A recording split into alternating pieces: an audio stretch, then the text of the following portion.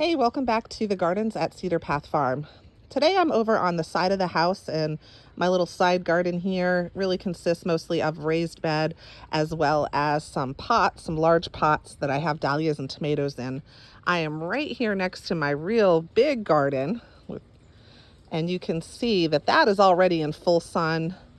And that is one of the wonderful things about this garden is I can come out here and work in some shade. And so I often kind of take breaks from the hot garden over here into this side garden and work. So I've already filled up these pots with dahlias and tomatoes.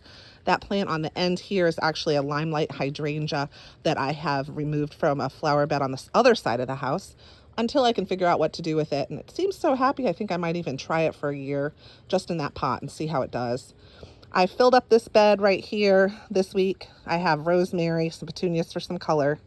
Got pepper plants, a variety of red, green, and yellow, as well as one of those fancy foodie. I don't know if you've ever seen the foodie line that they carry at Lowe's Hardware that has kind of like specialty plants for foodies. Here I have asters and some snapdragons. I'm going to be working to fill this little white pot collection that I have here with plants that I've grown from seed. And that is some coleus, which is dying to get into some soil, as well as some dusty miller and some few plants that I picked up at the farmer's market this morning.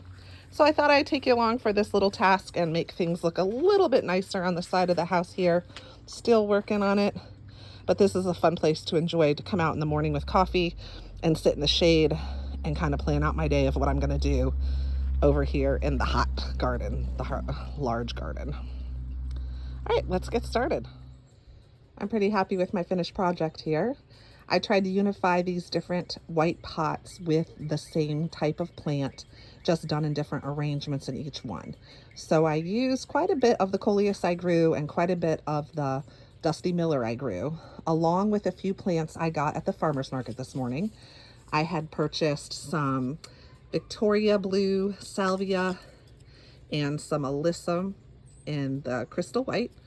I did find a piece of creeping Jenny right here that I had in a pot, and I was looking for a home for it, and I thought this would be perfect because it'll fall down and kind of spill over the edge of that and drape down, and I think it'll be a real pretty contrast to the different coleus plants.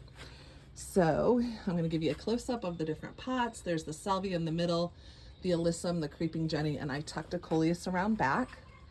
And this one I just did coleus. Below it, the alyssum, the coleus, and a salvia. And this little man pot, I just did a dusty miller. I might even put one more in there to fill that up.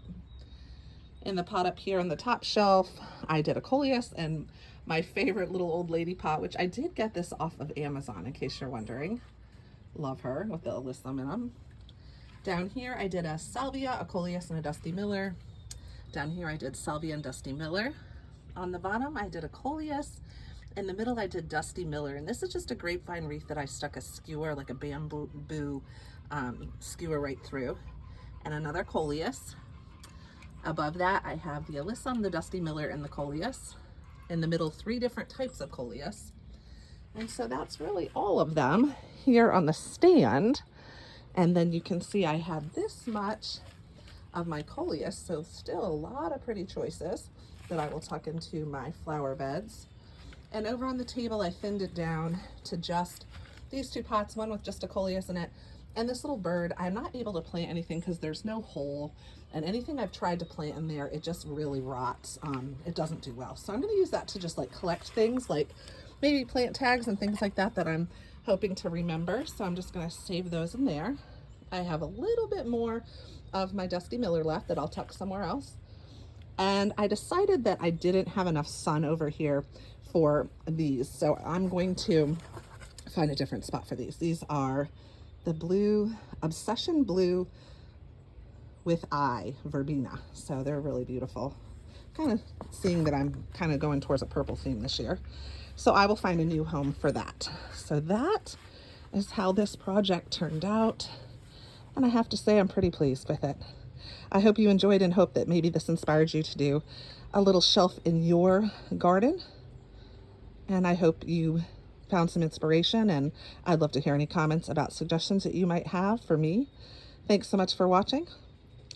Hope to see you soon. Bye.